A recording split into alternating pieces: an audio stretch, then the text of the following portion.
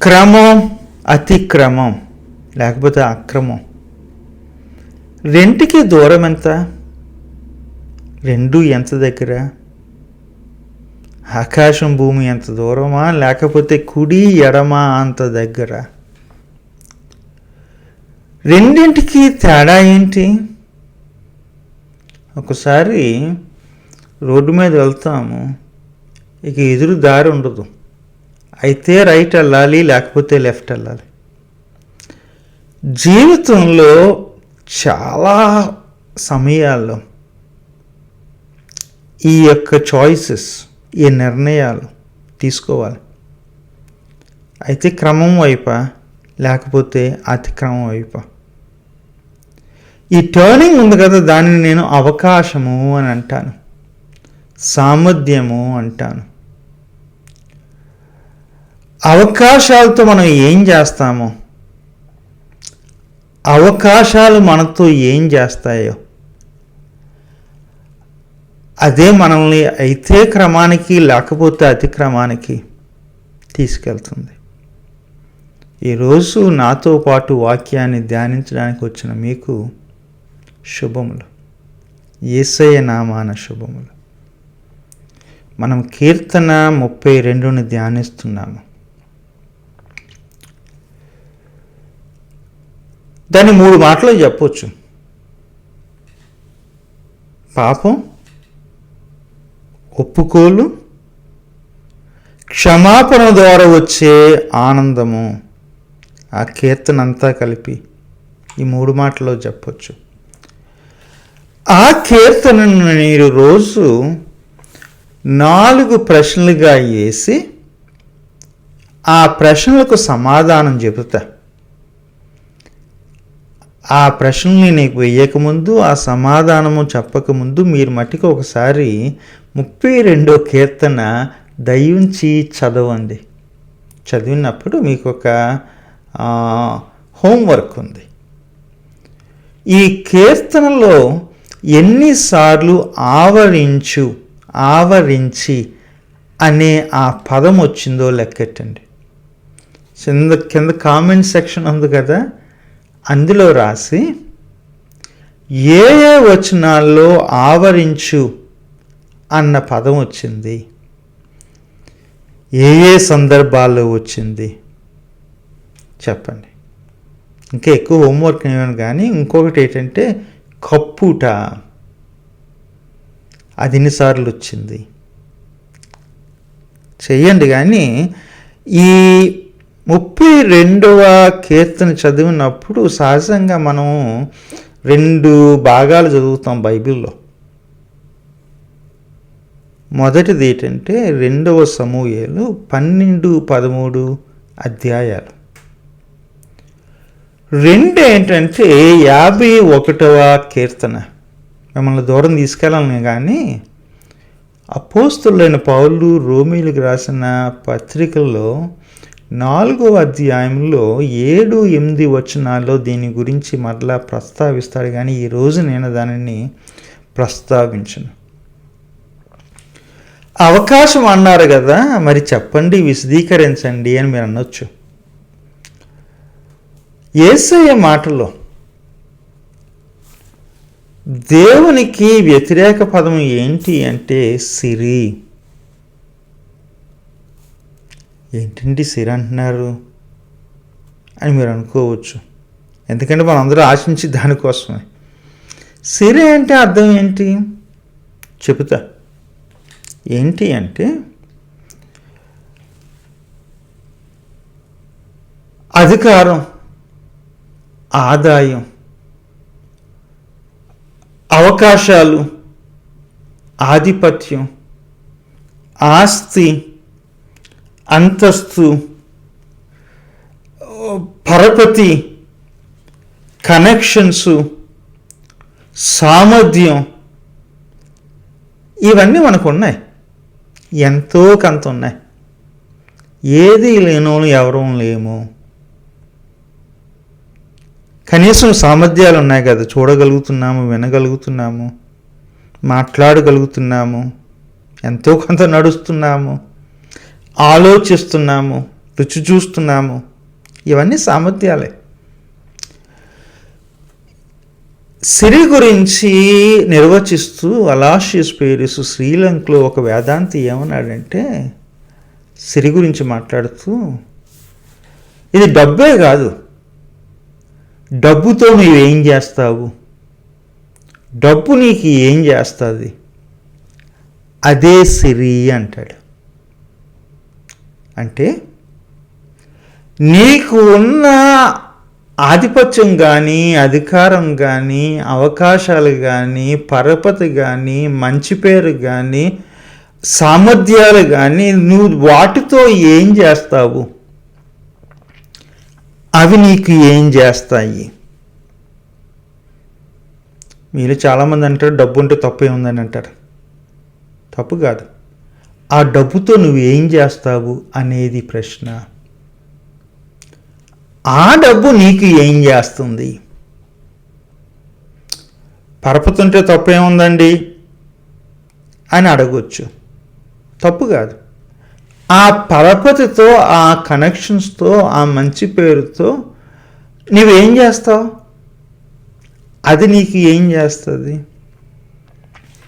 అధికారం ఉంటే తప్పేంటండి అని మీరు అడగొచ్చు.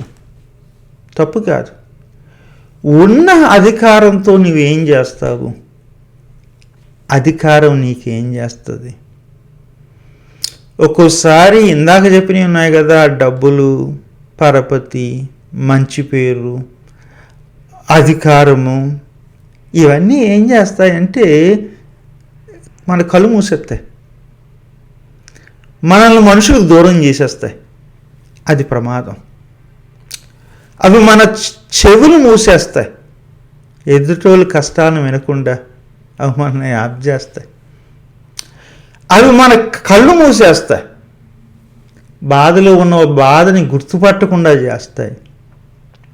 ఒక్కోసారి అవి మన నోరు మూసేస్తాయి, కష్టంలో ఉన్న వాళ్ళు పలకరించి ఎలాగున్నావయ్యా, ఎలాగున్నావమ్మా, నువ్వు మంచి మాట చెప్పడానికి అవకాశం లేకుండా చేస్తాయి. మంచి మాట చెప్తే నష్టపోతామేమో అని అనిపిస్తాయి. ఆస్తి అన్నా, అంతస్తు అన్నా, అధికారం అన్నా, డబ్బులన్నా ఒక్కోసారి మనకు చేసేది అదే. ఇంకోటి ఉంది ప్రమాదకరమైంది.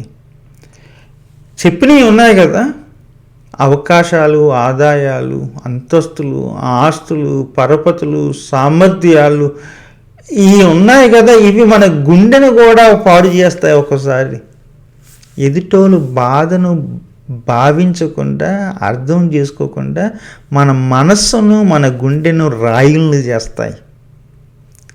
అదే పాపం. అదే ఆస్తిని ఉంచుకోవచ్చు, పంచవచ్చు. మనం ఏం చేస్తామంటే పెంచుతాం, బ్యాంకులు పెట్టి, పెట్టుబడులు పెట్టి.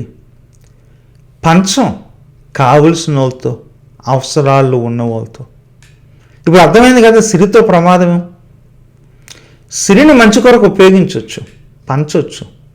మనం ఏం చేస్తాం, సిరి మనకేం చేస్తుందంటే, ఇదిగో ఉంచుకో, పెంచుకో, నేను పెరుగుతాను, నాతో నువ్వు పెరుగుతావు అని సిరి మనకు చెబుతుంది.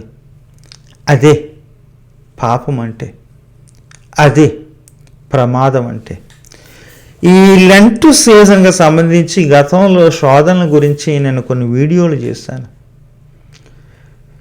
యేసయ్య యొక్క పరిచర్యలో మొట్టమొదటిది ఏంటి అంటే దీనితోనే పోరాటం. ఏంటి? రాళ్ళు రొట్టెలుగా చేసుకో అంటే అవకాశం ఉంది, నీకు సామర్థ్యం ఉంది, అనుకుంటే రాళ్ళను రొట్టెలుగా చేసుకోగలవు అని వాడు అన్నాడంట. మనకు కూడా వస్తుందండి ఆ యొక్క శోధన. ఆ వీడియోలో చూడని చెప్తాను. మనం ఎన్నిసార్లు రాళ్ళు చూసి సరదాపడి ఈ రొట్టెలు అయిపోతే బాగుండు అని అవకాశాల కొరకు చూడలేదు, మనకున్న సామర్థ్యాలను ఉపయోగించలేదు. ఆఖరికి దేవుడి దగ్గరికి వచ్చి, ప్రభువు దగ్గరికి వచ్చి మోకరించి ప్రార్థించి, ప్రభువా ఈ రాయిను రొట్టెగా చేయమని ఎన్నిసార్లు మనం అడగలేదు. అంటే ప్రభువు దగ్గర కూడా ప్రార్థన అనే అవకాశాన్ని ఉపయోగించుకొని మనకున్న ఎదురయ్యే రాళ్ళను రొట్టెలుగా చేసుకోవాలని ఆశిస్తున్నాం. రొట్టెలతో సమస్య ఏంటి? లేదు. పంచితే కాదు, ఉంచుకుంటే, పెంచాలనుకుంటే. ఒక్కసారి రొట్టుకొచ్చిన తర్వాత మనకి ఫ్రిడ్జ్లోకి పోద్ది. పక్కింటోళ్ళు అవసరంలో ఉన్నారు, ఆకలితో ఉన్నారని ఆలోచించదు. అదే రొట్టెతో ప్రమాదం. ఒక్కోసారి మనం ప్రార్థన చేసేదంటే పక్కింటోళ్ళు రొట్టె అయిపోవాలి, వాళ్ళు తినకూడదు, వాళ్ళు బాగుండకూడదు, వాళ్ళకన్నా మనమే బాగుండాలి. యేసయ్య అంటాడు, ఇదిగో ఉంది కదా అని, అవకాశం ఉందని, సామర్థ్యం ఉందని నేను రాళ్ళను రొట్టెలు చేసుకోను అంటాడు. తర్వాత ఇంకొక అవకాశం ఇస్తాడు వాడు. ఏమంటాడు అంటే, ఇదిగో శిఖరం ఎక్కు, పైనుండి దూకి చూస్తారు, వావ్ అని అంటారు. అదొక అవకాశం. యేసయ్య అంటాడు, అవకాశం వచ్చింది కదా అని చెప్పి నేను దూకను. మాట చెప్పమంటారా? చాలాసార్లు చాలా చోట్ల చెప్పాను. ఎదురుగా ఉన్న కెమెరాకి, మైక్కి మధ్యలో ఈ అవకాశం అనే ఒక లోయ ఉంది, శిఖరం ఉంది. ఏమంటుందంటే, పనికిమాలింది ఏదో చెప్పు, పేరు వచ్చేస్తుంది, వైరల్ అయిపోతావు. మనం నోరిప్పినప్పుడల్లా, కెమెరా దగ్గరికి వచ్చినప్పుడల్లా, మైక్రోఫోన్ చూసినప్పుడల్లా మనకి ఏమనిపించదంటే, ఈ దెబ్బకి నాకు పేరు వచ్చేయాలి అనిపించదు. అది శోధనే. చాలామంది భక్తులు ఈ శోధనలో పడిపోతున్నాం. జాగ్రత్త. సాగిలిపడు, నీకు లోకాధికారం ఇస్తాను అంటది. ఇది అదేం కాదు, నీకు అవకాశం ఇస్తున్నాను అనుకుంటే సాగిలిపడే సామర్థ్యం నీలో ఉంది. పెద్ద పని ఏం కాదు. దూకుతనేమో నీకు తోడు వస్తుంది, సామర్థ్యం ఉంది, తోడు దూతలు వస్తాయి, కాపాడుతాయి. సాగిలిపడి ఎవరు చూడడం లేదు. చిన్న అవకాశం, పెద్ద బెనిఫిట్, లోకాధికారము. అలాంటి చిన్న చిన్న అవకాశాలు వచ్చినప్పుడు, పెద్ద పెద్ద బెనిఫిట్లు వెనకాల ఉన్నప్పుడు ఎంతమంది పడమ చెప్పండి. యేసయ్య అవకాశం వచ్చింది కానీ కంగారు పడలా. అదేనండి క్రమానికి, అతిక్రమానికి దూరము. మాటికి ఎప్పుడు అవి మన దగ్గరికి వస్తూనే ఉంటాయి. సరిగా ఉపయోగించుకుంటే ఆ అవకాశం క్రమం అవుతుంది, లేదు అంటే అది అతిక్రమం అవుతుంది. దావీదు జీవితంలో అలాంటిది ఒకటి వచ్చింది. వసంతకాలం అంట, పొద్దుగుంకిందంట, అమోనియలు వచ్చారంట, తన దేశం మీద దాడి చేశారంట. దేశంలో సామర్థ్యం ఉన్న ప్రతి మగాడునేమో యుద్ధానికి వెళ్తే, వీడికి సామర్థ్యం ఉంది, ఏమనుకోకండి వీడు అన్నానని. గతంలో ఎప్పుడో కానీ దావీదును వీడు అంటే మీకు చాలామందికి మనోభావాలు గాయపడ్డాయి. ఏంటండి అభిషక్తుని వీడు అని అన్నారని చెప్పి. ఎవరిలో అన్నా సరే, ఎంత అభిషక్తులు అన్నా సరే, ఇలాంటి అవకాశాలు వచ్చినప్పుడు లోనున్న పశుప్రాయుడు బయటపడతాడు. దాని గురించే ఆ మాట అన్నాను. కంగారు పడకండి, కోపమేమీ లేదు. ఎవరన్నా అభిషక్తులకి ఎలాంటి అవకాశాలు రావు, అతిక్రమం చేయరు అని ఎవరన్నా అనుకుంటే ఒక మాట చెప్తాను, భ్రమ.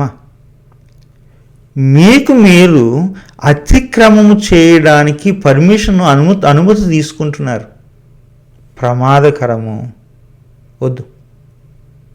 ఎవరికన్నా అతిక్రమం చేయడానికి అవకాశాలు వస్తాయి. ఆ రోజు దావీదుకి వచ్చింది అదే. అందరూ వెళ్ళేమో పోరాడి తమ యొక్క దేశం కొరకు తమ ప్రాణాలు అక్కడ పెడితే, దావీదు సాయంకాలం చుట్టుపక్కల చూశాడంట, ఎవరో స్త్రీ కనబడిందంట. వంట మరి ఈ టైంలో స్నానం చేయమని ఎవరు చెప్పారని చెప్పి, మన తెలుగులో బట్టలు వేసుకుని చేయొచ్చు కదా, స్నానం చేయమని ఎవరు చెప్పారు? వీళ్ళ కళ్ళు సరిగ్గా పెట్టుకోలేరు. అవతలని తప్పు పెడతారు, అవతలలో తప్పును చూస్తారు. ఏం చేశాడు దావీదు? తన దూతని, పర్సనల్ అసిస్టెంట్, పర్సనల్ సెక్రటరీని పంపించాడు. ఆ స్త్రీని తెప్పించుకున్నాడు. జరిగిందేంటి? అత్యాచారం. ఇంకేం జరిగింది? కవరప్పుకి ప్రయత్నాలు, అబద్ధాలు చెప్పడానికి ప్రయత్నాలు. ఇంకేం జరిగింది? హత్య. అది మీకు 2 సమూయేలు 11-12 అధ్యాయాల్లో కనబడుతుంది. ఉరియాని తెప్పిస్తాడు. రావయ్యా, ఇంటికి వెళ్ళాయా అంటాడు. ఉరియా అంటాడు, నీతిగల ఉరియా ఏమంటాడంటే, లేదు, నా ప్రజలు, హిత్తీయుడు పరాయుడండోయ్, పరాయుడైనా నీతి ఉంది. అందుకని అంటాడు, నా ప్రజలు అక్కడ యుద్ధం చేస్తాను, నేను ఇంటికి వెళ్తాను అని మరలా యుద్ధానికి వెళ్ళిపోతాడు. ఇక్కడ కొన్ని ప్రమాదకరమైన మనుషులు ఉన్నారు. ఎవరు? పర్సనల్ అసిస్టెంట్ అన్నాం కదా, సెక్రటరీ ఉన్నాను కదా, వాడు కాదనొచ్చు. ఏం సార్ వెళ్ళను అని చెప్పొచ్చు, వెళ్తాడు. తర్వాత యోవాబు అని అక్కడ యుద్ధంలో ఉన్న కమాండర్ ఇన్ చీఫ్, వాడికి ఉత్తరం రాసి పంపిస్తే ఉరియా తన యొక్క మరణ శాసనాన్ని తనే ఆ ఉత్తరం రూపంలో తీసుకెళ్ళి జాగ్రత్తగా యోవాబుకి ఇస్తే, కమాండర్ ఇన్ చీఫ్ రాజుని కాదనే అవకాశం లేదు కానీ అనొచ్చు. అక్కడ అవకాశం ఉంది. ఒకటేంటంటే, కాదంటే యోవాబు ప్రాణం పోద్ది, అవును అంటే బలానమ్మకమైన మంచి దాసుడా అని చెప్పి ఒక ప్రెసిడెన్షియల్ అవార్డ్ ఆఫ్ ఏదేదో ఇస్తారు, అవార్డులు ఇస్తారు కదా, అలాంటి అవార్డులు ఇస్తారు. దానికి అమ్ముడైపోయాడు యోవాబు. ఉరియాని చంపించాడు. ఎంతకాలమో తెలియదు, కొంతకాలానికి నాతాను వెళ్ళాడు. తనకి అవకాశం ఉంది. ఏంటండి సార్, నాకు రాజకీయాలు ఎందుకు, రాజుల దగ్గర నేనెందుకు వెళ్తాను, సత్యం చెప్పాల్సిన పనే నాకేం పట్టింది, నేనేదో ఆత్మల గురించి ఆలోచిస్తానని చెప్పి నాతాను పక్కన కూర్చోాలా, రాజు దగ్గరికి వెళ్తాడు. ప్రాణం పణంగా పెట్టి సత్యాన్ని చెప్తాడు. రకరకాల మనుషులండి. పరాయుడున్న నీతి ఉన్న ఉరియా, అవకాశాలున్న ధిక్కరించకుండా రాజు మాట అక్షరాలుగా చేసిన మొదటి ఆ యొక్క దూత, దాసుడు, తరువాత యోవాబు. ప్రాణం పోయినా పర్లేదు, నిజం చెప్తాను, ప్రశ్నిస్తాను అన్న ప్రవక్త. అందరికీ అవకాశాలు ఉన్నాయి, అందరికీ రిస్కులు ఉన్నాయి. ఇక్కడ జరిగింది ఏంటి? కొంతమంది ఏమో క్రమంలో వెళ్ళారు, కొంతమంది ఏమో అతిక్రమంలో పాలు పొందారు. అంటే రాజుగారి యొక్క దూత చేసింది అతిక్రమమేనా? అతిక్రమంలో పాలు పొందడం అతిక్రమమే. యోవాబు చేసింది అతిక్రమమేనా? అవును, అతిక్రమంలో పాలు పొందడం అతిక్రమమే. ఒక మాట చెప్తాను, కనీసం 100కి 15 నుండి 20% మంది, 20 మంది వీళ్ళని ఏమంటారంటే లాయలిస్టులు అంటారు. పెద్ద ఆయన ఏం చేసినా ప్రశ్నించకూడదు, పెద్ద ఆయన చేసింది ప్రతిదీ క్రమము అని అనుకునే భక్తులు ఉంటారు. వీళ్ళకి నీతి ఉండదు, వీళ్ళకి విలువలు ఉండవు, వీళ్ళకి ధర్మం ఉండదు. అలాంటి వాళ్ళు సమాజంలో ఉన్నారు, అలాంటి వాళ్ళు సంఘాల్లోనూ ఉన్నారు. అరుదుగా ప్రాణం పోయినా పర్లా, పోయి ప్రశ్నిస్తాను, నిజం చెప్తాను, అవసరమైతే రాజుగారిది తప్పు అని చెప్పి బుద్ధి చెబుతాను అనే రకాలు సమాజంలో తక్కువ, సంఘంలోనూ తక్కువ. అవకాశాలు వచ్చినప్పుడు, దారి తప్పినప్పుడు అతిక్రమం వస్తుంది, దోషం వస్తుంది, పాపం వస్తుంది.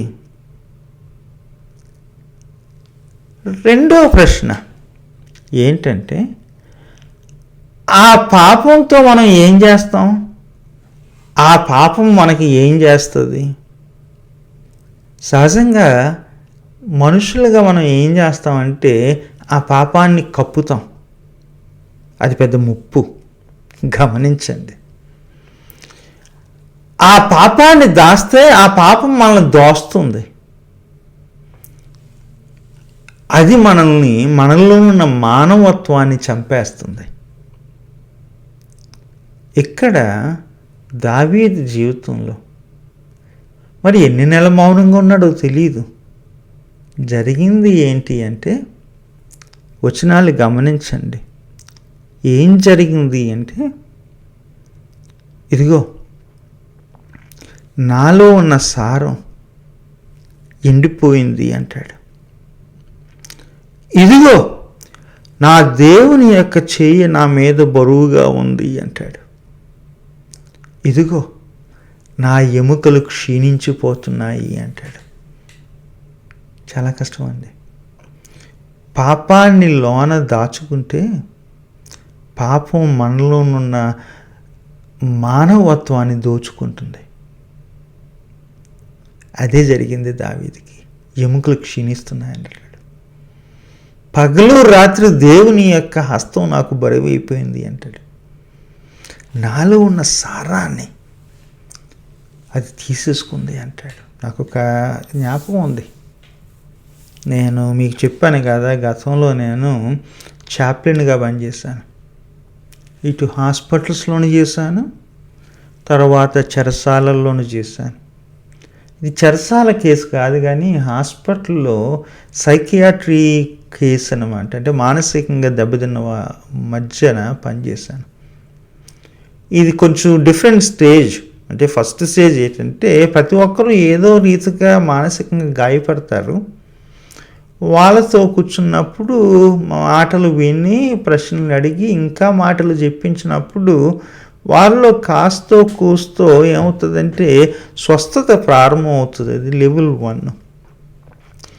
2 ఏంటంటే, కొంతమందికి అది అన్రిసాల్వ్డ్, స్వస్థత లేక ఆ యొక్క గాయాలు పెద్దవి అయిపోయినప్పుడు వాళ్ళని ఏమంటామంటే థెరపీకి వెళ్ళమంటాం. వెళ్ళడం మంచిదే, ఆరోగ్యానికి మంచిది, అందులో తప్పు లేదు. ఈ గాయాలు పెద్ద అయినప్పుడు ఏం చేయాలంటే ప్రొఫెషనల్ దగ్గరికి వెళ్ళాలి. దానికి లైసెన్స్డ్ ప్రొఫెషనల్స్ ఉంటారు, వెళ్ళాలి.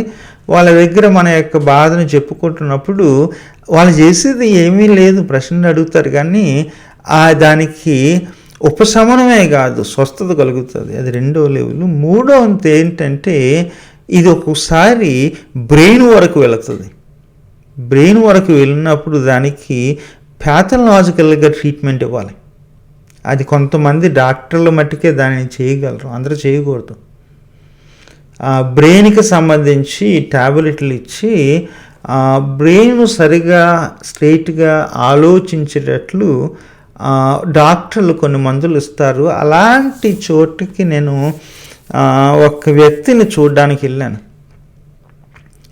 వెళ్ళినప్పుడు నాకు తెలియదు, అది నోట్స్లో రాసుకుంది, నరసింహం రాసిందంటే, ఈ వ్యక్తి పాదిరిని చూస్తే, పాదిరులను గుర్తుపడితే ప్రాణంతో రానివాడు, చంపేస్తాడని రాసుకుంది. నేను చూడలేదు, అది నేను చేసిన తప్పు. యూజువల్గా వెళ్ళినప్పుడు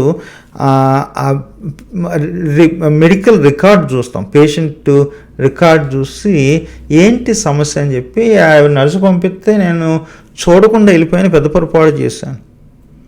వెళ్ళాను, కూర్చున్నాను. తర్వాత నాకు అర్థమైంది ఏంటంటే, ఇతను ఒకప్పుడు విమానాలు నడిపేవాడు, పైలట్, ఏరోనాటిక్ ఇంజనీర్ చేశాడు. ఇక లేదు, అది పోయింది. ఎందుకంటే మానసికంగా దెబ్బతిన్నాడు కాబట్టి అప్పుడప్పుడు ఇంట్లో ఉంటాడు, ఒక్కడే ఉంటాడు. లేదు ఎక్కువైందంటే హాస్పిటల్లో తీసి అడ్మిట్ చేస్తారు. మరి వెనకాల ఎవరు లేరా అంటే ఒకప్పుడు ఉండేవారు. మనిషే కానీ ఒకప్పుడు మనిషిగా ప్రవర్తించలేదు ఈ వ్యక్తి. అందుకనే ఇంత దూరం వచ్చింది. అది ఒకసారి అవకాశం వచ్చినప్పుడు వేరే రౌట్ వెళ్తే అది చాలా దూరం తీసుకెళ్ళిపోద్ది. అందుకని ఎంత దూరం వచ్చింది. ఎంత దూరం వచ్చిందంటే, ఆ వ్యక్తి కూతుళ్ళకి పెళ్ళి అయినప్పుడు పెళ్లి కార్డు పంపించి, పెళ్లి కార్డుతో పాటు రిస్ట్రైనింగ్ ఆర్డర్స్ పంపించారు. అంటే అదేంటంటే పెళ్ళికి నువ్వు రావద్దు చెప్తున్నావు. ఎందుకు చెప్తున్నావు? రమ్మని కాదు, రావద్దని చెప్తున్నావు. వస్తే పోలీసులతో పట్టించి లోన పెట్టిస్తాం అని చెప్పి రిస్ట్రైనింగ్ ఆర్డర్ కోర్టు నుండి వచ్చింది. తను దాదాపు నేను కలవకముందు 20 సంవత్సరాలప్పుడు మనిషి చేయని పని ఒక పని చేశాడు. తండ్రిని కదా, అధికారం ఉంది కదా, మగోడిని కదా, అవకాశం ఉంది కదా అని చేయకూడని పని, పశువులు చేసే పని పశుప్రాయుడుగా చేశాడు. అది తనను వెంటాడింది. భార్య పొమ్మంది, పిల్లలు దూరంగా ఉండమని తర్వాత చెప్పారు. వీడు ఈ మానసికమైన రుగ్మతకు గురైపోయాడు పాపం. ఏదో చర్చిలకు వెళ్ళాడంట, చెప్పాడంట. అక్కడ గురువులు ఏమన్నారంటే, ఇదిగో నువ్వు పొరపాటు చేసినప్పుడు దేవుని క్షమాపణ అడుగు, ఎవరి మీదైతే నువ్వు పొరపాటు చేసావో వాళ్ళని క్షమాపణ అడుగు అని చెప్పారు. వాళ్ళ యొక్క పద్ధతి ప్రకారం వాళ్ళ క్షమాపణ ఇవ్వను అని చెప్పి అన్నారు. ఆ రోజు తన బాధ అంతా చెప్పినప్పుడు నాకు కోపం వచ్చింది. నేను మనిషినే కదా, ఏంటి ఇలాంటి వాడువా నువ్వు అనిపించింది. చివరిలో ప్రార్థన చేయమన్నప్పుడు అనలేదు, నేనే ప్రార్థన చేయనా అని అడిగాను. గుర్తుపట్టాడండి, నేను పాదిరిగానని గుర్తుపట్టాడు, కానీ ప్రాణం తీయలేదు. ఆ రోజు తనకి కావలసింది ఏంటి అంటే, ఇదిగో నువ్వు దోషిగా బతకాల్సిన పని లేదు, మారొచ్చు అన్న మాట వినబడాలి. ఆ రోజు తనకి వినబడింది. నాకు కథ తెలుసు, నిజంగా జరిగిందే, కథ కాదు. ఈ స్త్రీ చాలా చర్చిలకి వెళ్ళింది. ఆ చర్చికి వెళ్ళినప్పుడు ఆ చర్చిలో ప్రార్థన చేశారు. పాపాల గురించి ప్రార్థన చేసిన తర్వాత పాస్టర్ గారు ఏమన్నారంటే, నీ పాపములు క్షమించబడినవి అని అన్నారు. ఆ రోజు అనుకుందామే, పెద్ద పాపము కాదు నాకు తెలియదు, కానీ లోకమంతా అదొకలా చూశారు, నా బ్రతుకు ఇలాగే బ్రతకాలు కాబోలు అనుకుంది. ఆ మాట విన్న తర్వాత పర్లేదు, నేను క్రొత్తగా బ్రతకొచ్చు అని అనుకుంది. చెప్పాను కదా, చెరసాలలో పనిచేసినప్పుడు అందరూ ఏదో చిన్న పొరపాటు పెద్ద పొరపాటు చేశారు. అన్ని పొరపాట్లు అతిక్రమాలు నేను విన్నాను. ఒక్కోసారి కోపం వచ్చేది, ఒక్కోసారి కనికరం వేసేది. అది కోపము కనికరం నా చేతిలో లేదు, దేవుని చేతిలో ఉంది. అది నా పని ఏంటంటే వినడం, ప్రార్థన చేయమంటే చేయడం. దేవుణ్ణి అడిగేవారు మరి ఏమని విన్నారో తెలియదు, కానీ ఒక్కొక్కసారి మనం బాధ పెట్టిన వాళ్ళ దగ్గరికి మనం వెళ్ళలేము. ఒకటేంటంటే, ఒకడు ఇంకో ప్రాణాన్ని తీశాడు, చచ్చిపోయిన వాడికి వెళ్ళి క్షమాపణ సారీ అని అడగలేం. కుటుంబం దగ్గరికి వెళ్ళి ఇదిగో నేను చేసింది పొరపాటు అని చెప్పడానికి కూడా ఉండదు. రిస్ట్రైనింగ్ ఆర్డర్స్ ఉంటాయి, దూరంగా ఉండాలి. అలాంటప్పుడు ఏం చేయాలి? ఇక్కడ ఇదే జరిగింది. దావీదు ఉరియాకి వెళ్ళి సారీ అని చెప్పలేడు. ఎవరి దగ్గరికి వెళ్ళాలి? దేవుని దగ్గరికే వెళ్ళాలి. ఏం చేశాడు? తన పాపంతో ఏం చేశాడు? తన పాపమేమో తనను క్షీణింపజేస్తుంటే, ఎండగడుతుంటే, బరువుగా ఉంటే తను ఏం చేశాడు తన పాపంతో? మొట్టమొదటేమో కవరప్ చేయాలనుకున్నాడు. నాతాను యొక్క ప్రవక్త యొక్క మాటలు విన్నప్పుడు గుర్తించాడు, ఒప్పుకున్నాడు, క్షమాపణ అడిగాడు. సారీ అని చెప్పడం బూతు మాట కాదు. పొరపాటు చేస్తే మనుషుల్ని అడగాలి, పొరపాటు చేసినప్పుడు దేవుణ్ణి అడగాలి. ఒకసారి మనం ఏం చేస్తామంటే దొంగదారులు తీసుకుని ఐ డెంట్ మీన్ ఇట్, నేను అనుకోలేదండి, మీకు బాధకరంగా ఉంటే అని చెప్పేసి, మనకు తెలుసు అది బాధకరం అని చెప్పి, నేను అనుకోలేదని కొంతమంది అంటారు, నా ఉద్దేశం అది కాదని నేను అంటారు. ఇలాంటి సాకులన్నీ పనికి కాదు. పొరపాటుని తెలిసినప్పుడు సారీ చెప్పడం మంచిది, అది మన ఆరోగ్యానికి మంచిది. ఇక బరువుగా ఉంటుంది బాధ. ఆ యొక్క దోషం మనల్ని క్షీణింపజేయదు, ఆ దోషం మనల్ని ఎండుపెట్టదు. ఇక్కడ దావీదు చేసింది ఏంటంటే, మరణపాత్రుని, అంటే నాతాను చెప్పాడు, కథలుగా చెప్పాడు. ఒకసారి ఏంటంటే కథలు చెప్తారని అనుకుంటారు, కానీ ప్రవక్తలు కథలు చెప్పడానికి కారణం ఏంటంటే కొన్ని సున్నితమైన విషయాలు స్ట్రైట్గా చెప్పాలంటే కథల్లోనే చెప్పాలి. నాతాను చెప్పాడు, స్ట్రైట్గా చెప్పాడు, సున్నితమైన విషయాలు కథలుగా చెప్పాడు. అది 13వ అధ్యాయం మీరు చూస్తారు, 2వ సమూయేలు. భయంకరం. ఇక నేను దీంతోనే చెప్తాననుకున్న ఆ యొక్క పాపాన్ని ఇక్కడ అంటాడు. తన పాపాన్ని దేవుడు ఏం చేశాడు, తన పాపంతో దేవుడు ఏం చేశాడు? మంచి మాట, నిర్దోషిగా ఆయన తనను ఎంచాడు. అంటే మరలా నిర్దోషి అయ్యే అవకాశాలు ఉన్నాయి, కానీ ఆ పాపం, ఆ దోషము నుండి నిర్దోషిగా ఎంచాడు, మరో ప్రారంభాన్ని ఇచ్చాడు, తన పాపాన్ని పరిహరించాడు, విమోచన గానముతో తనని ఆవరింపజేశాడు. దైవానికి మన పాపాన్ని ఇచ్చినప్పుడు దైవం ఏం చేస్తాడంటే లెక్కెట్టడు, పరిహరిస్తాడు, కృపతో ఆవరిస్తాడు. 4వ ప్రశ్న, ఫస్ట్ది ఏమన్నామంటే అతిక్రమం అంటే ఏంటి? అవకాశాలు వచ్చినప్పుడు అవకాశాలను అక్రమంగా ఉపయోగించుకోవడమే అతిక్రమం అని అన్నాం. రెండేంటి? పాపం వచ్చినప్పుడు, పాపం చేసినప్పుడు పాపంతో మనం ఏం చేయాలి? పాపం మనకి ఏం చేస్తుంది? 3 ఏంటంటే పాపము దేవునికి అప్పచెప్పున్నప్పుడు, ఒప్పుకున్నప్పుడు పాపంతో దేవుడు ఏం చేస్తాడు? పాపానికి ఏం చేస్తాడు? పరిహరిస్తాడు. 4 ఏంటంటే క్షమించబడిన భక్తులు ఏం చేస్తారు అంటాడు, బోధిస్తాను, ఆలోచన నేర్పిస్తాను. ఒకసారి బోధించుంటే అంటారు, చెప్తుంటాం, ఇది పొరపాటు చేసావు నాయన అని మా అబ్బాయికి మా అమ్మాయికి. అప్పుడు ఎప్పుడో పొరపాటు చేశానంటే, మరి నువ్వు చేసిన తర్వాత మనం చేయొద్దని ఎందుకు అంటున్నావు అని అంటే ప్రమాదం ఏంటంటే, చేశాను కాబట్టి చేయొద్దని చెప్తున్నాను. పెద్ద పాఠం నేను అప్పుడు నేర్చుకున్నాను కాబట్టి చెయ్యొద్దు అంటున్నాను. ఇక్కడ భక్తుడు కీర్తనకారుడు అంటున్నాడు, నేను చేసేసాను, పాఠం నేర్చుకున్నాను కాబట్టి పాఠాన్ని నేర్పిస్తున్నాను, బోధిస్తున్నాను, ఆలోచన చెప్తున్నాను, సంతోషిస్తున్నాను, క్షమాపణ పొందడంలో సంతోషం ఉంది, ఆనందగానాన్ని చేస్తున్నాను.